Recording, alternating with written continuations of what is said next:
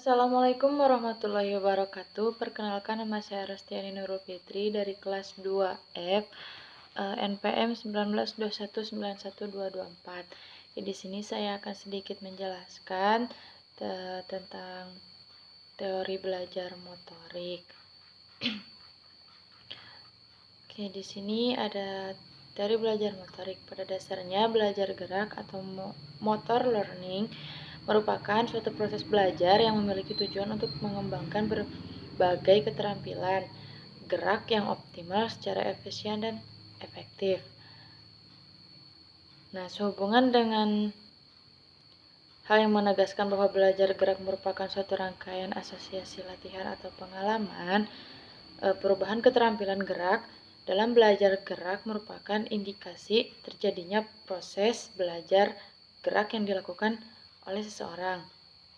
Nah, dengan keterampilan gerak yang diperoleh bukan hanya dipengaruhi oleh faktor kematangan gerak, melainkan juga oleh faktor proses belajar gerak.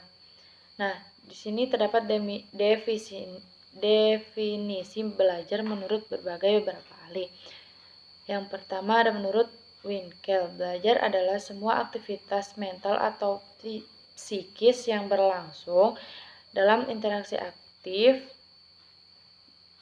dalam lingkungan yang menghasilkan perubahan-perubahan dalam pengolahan pemahaman. Itu salah satunya. Selanjutnya ada prinsip perkembangan motorik. Nah, prinsip utama perkembangan motorik ini ada anak usia dini adalah koordinasi gerak motorik, baik motorik kasar maupun motorik secara halus. Nah, ada beberapa prinsip utama perkembangan motorik yang menurut Melina dan Bochard, yaitu kematangan syaraf yang pertama. Nah, kemampuan anak melakukan gerak motorik ini sangat ditentukan oleh kematangan syaraf yang mengatur segala gerakan aktivitasnya tersebut. Nah, saraf-saraf yang ada di pusat susunannya itu belum berkembang dan berfungsi sesuai dengan fungsinya, yaitu mengontrol gerakan-gerakan motorik. Yang kedua, urutan. Pada usia 5 tahun, si anak ini telah memiliki kemampuan motorik yang bersifat kompleks, yaitu kemampuan untuk mengkoordinasi gerakan motorik dengan seimbang. Nah, urutan pertama itu disebut pembedaan yang mencakup perkembangan secara perlahan dari gerakan motorik kasar yang belum terarah ke gerakan yang lebih terarah sesuai dengan fungsi gerakan motoriknya. Nah, urutan yang kedua adalah keterpaduan, itu atau kemampuan dalam menggabungkan gerakan motorik yang saling berlawanan dalam koordinasi gerakan yang baik. Nah, yang ketiga yaitu motivasi. Nah, teori hedonisme yaitu motivasi yang berhubungan dengan senang atau gembira. Nah, motivasi itu bersifat alami dan motivasi itu atau ini yang mendorong seseorang untuk berperilaku beraktivitas untuk mencapai tujuannya. Nah, semakin kuat motivasi seseorang, maka semakin cepat dalam memperoleh tujuan dan kepuasan. Nah, kematangan motorik memotivasi anak untuk melakukan aktivitas motorik dalam lingkup yang luas. Nah, hal ini terdapat dilihat dari aktivitas fisik yang meningkatkan dengan tajam. Anak-anak seakan-akan tidak mau berhenti melakukan aktivitas fisik menggunakan otot-otot kasar atau halus. Nah, yang keempat ada pengalaman. Nah, perkembangan gerakan merupakan dasar bagi perkembangan berikutnya. Nah, latihan dan pendidikan gerak pada anak usia dini lebih ditunjukkan bagi pengayaan gerak. Nah, pemberian pengalaman yang membangkitkan rasa senang dalam suasana riang, gembira anak. Yang kelima ada praktik. Beberapa kebutuhan anak usia dini yang berkaitan dengan pengembangan motoriknya itu perlu dipraktikkan anak dengan bimbingan guru. Nah, kebutuhan anak-anak tersebut menurut Butcher and Reade adalah satu, ekspresi melalui gerak. Kedua, bermain sebagai bagian dari perkembangan anak. Yang ketiga, kegiatan yang berbentuk drama. Seperti misalkan kita bermain rumah-rumahan, ada peran ibu, ayah, anak, kakak, dan adik.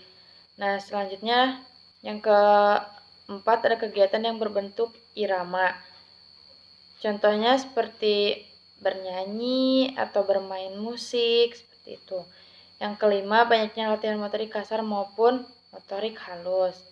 Oke, selanjutnya ada aspek-aspek belajar gerak.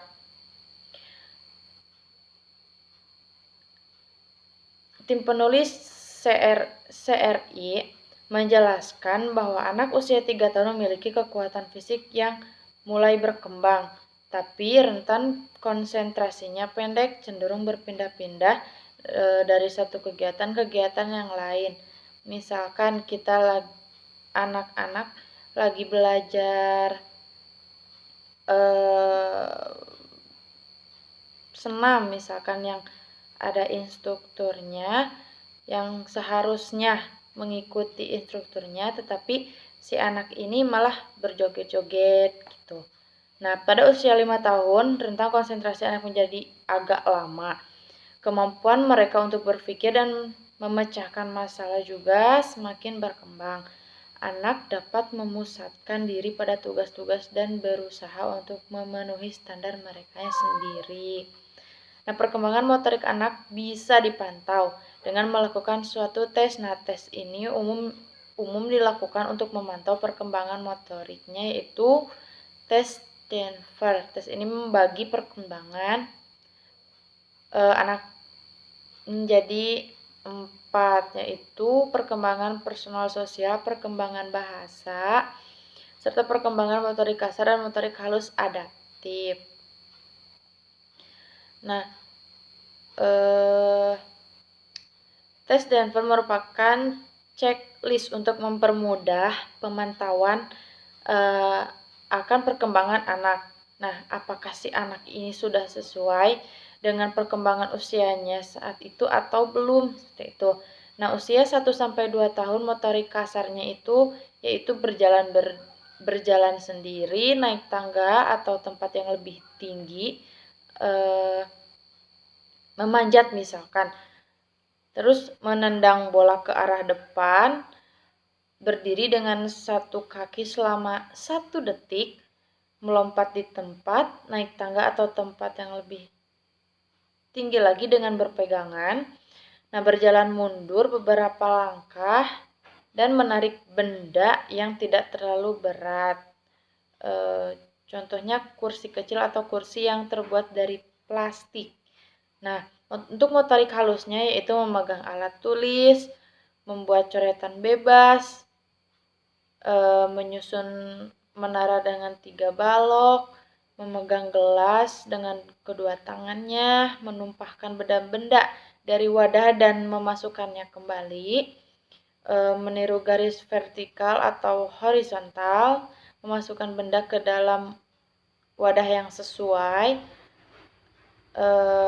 membalik halaman buku walaupun belum sempurna atau masih ada yang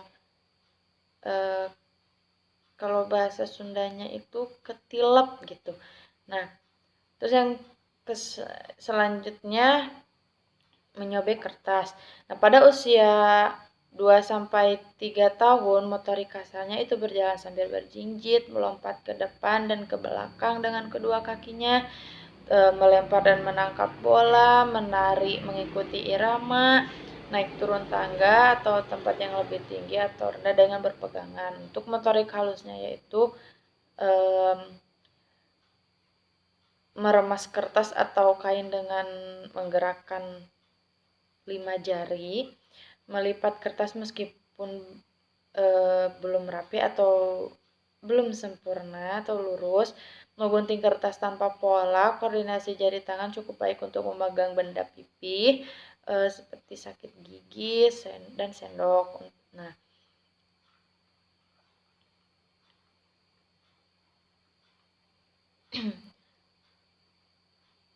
untuk selanjutnya ada faktor-faktor yang mempengaruhi belajar gerak. Nah, pada dasarnya yang mempengaruhi belajar gerak dipengaruhi oleh beberapa faktor menurut McGill pada tahun 1984. Yang pertama, memahami apa yang dipelajari, kesempatan untuk merespon, adanya umpan balik. Nah, penjelasan singkatnya seperti ini. Memahami apa yang dipelajari. Kejelasannya mengenai tujuan pembelajaran yang harus dikuasai, keadaan yang harus diketahui oleh anak untuk membantu efektivitas pembelajaran. Dalam situasi pembelajaran seperti ini, sering disebut dengan memberikan stimulus. Meski terkesan sederhana, pemberian stimulus merupakan langkah besar atau langkah dasar dan sangat efektif dalam pembelajaran. Yang kedua, kesempatan untuk merespon. Namanya kesempatan untuk merespon merupakan faktor dominan yang mempengaruhi penguasaan saat pembelajaran berlangsung. Hal ini merupakan suatu hasil dari beberapa penelitian yang dilakukan di sekolah. Dengan kata lain, siswa harus termotivasi untuk mencapai tujuan belajar dan mendapatkan umpan balik mengenai usahanya tersebut. Misalkan termotivasi oleh guru yang disenanginya gitu. Nah, yang ketiga adanya umpan balik. Umpan balik dalam pembelajaran merupakan suatu yang sangat diperlukan. Tanpa adanya umpan balik, proses belajar tidak akan terjadi. Nah, sebagai contohnya, jika ada siswa diminta untuk menggambar sebuah garis sepanjang 20 cm tanpa kemudian diukur, nah kebenarannya dengan penggaris, maka kebenaran pembelajaran hanyalah sebuah perkiraan semata tanpa mengetahui kebenaran yang sesungguhnya. Yang keempat ada reinforcement. Secara teoretik sulit untuk membedakan antara umpan balik dan penguatan. Penguatan biasanya digambarkan sebagai rangkaian penguatan yang mengikuti suatu perilaku tertentu dan meningkatkan kesempatan bahwa perilaku tersebut akan terulang. Selanjutnya ada klasifikasi keterampilan gerak. Keterampilan gerak adalah kemampuan untuk melakukan gerak secara efektif dan efisien. Nah, keterampilan gerak merupakan terwujud dari kualitas koordinasi dan kontrol tubuh dalam melakukan gerakan. Nah, pengklasifikasian gerak bisa dibuat berdasarkan beberapa sudut pandang. Nah, yang pertama ada klasifikasi berdasarkan kecermatan gerak. Bisa dikaji berdasarkan kecermatan pelaksanaan gerak. Kecermatan pelaksanaan gerak bisa ditentukan antara lain oleh jenis otot-otot besar dan ada yang melibatkan otot-otot halus. Nah, jenis otot-otot yang terlibat keterampilan gerak bisa dikategorikan menjadi dua, yaitu keterampilan gerak agal atau gross motor skill. Keterampilan gerak agal adalah gerakan yang di dalam pelaksanaannya melibatkan otot besar sebagai basis utama gerakan. Yang kedua, gerak halus atau fine motor skill adalah gerakan yang pelaksanaannya melibatkan otot-otot halus sebagai basis utama gerakan. Sebagai contohnya itu menggambar, mewarnai, dan menulis tegak bersambung. Nah, yang kedua, klasifikasi berdasarkan perbedaan titik awal. Nah, gerak keterampilan ada yang dengan mudah bisa diketahui bagaimana awal dan akhir dari gerakannya, tetapi ada juga yang sukar untuk diketahui.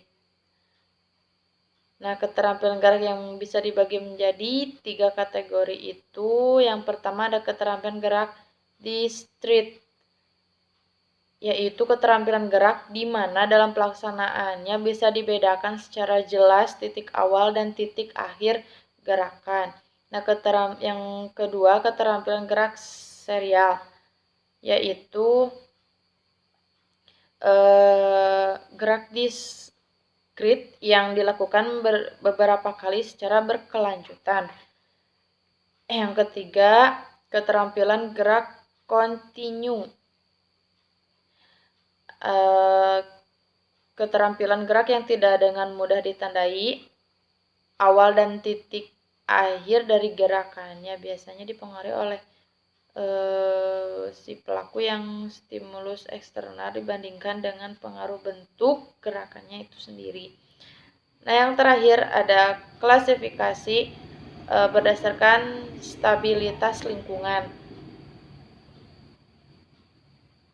Berdasarkan keadaan kondisinya lingkungan itu, gerakan keterampilan bisa dikategorikan menjadi dua, yaitu keterampilan gerak tertutup. Nah, di mana pelaksanaannya terjadi pada kondisi lingkungan yang tidak berubah-ubah dan stimulus gerakannya timbul dari dalam diri si pelaku sendiri. Tidak hanya faktor luar yang turut mengarahkan gerakannya. Yang kedua, keterampilan gerak terbuka. Nah, pelaksanaannya terjadi pada kondisi lingkungan yang berubah-ubah dan si pelaku bergerak menyesuaikan dengan stimulus yang timbul dari lingkungannya.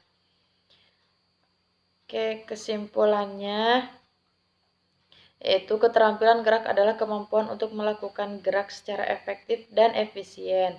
Nah, keterampilan gerak merupakan perwujudan dari kualitas koordinasi dan kontrol tubuh dalam melakukan gerakan.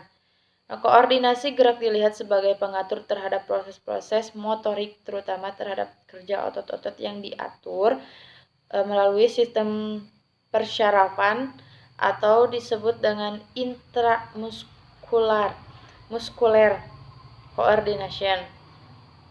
Sekian pemaparan dari saya. Mohon maaf banyak kekurangannya. Wabillahi taufiq wal hidayah. Wassalamualaikum warahmatullahi wabarakatuh.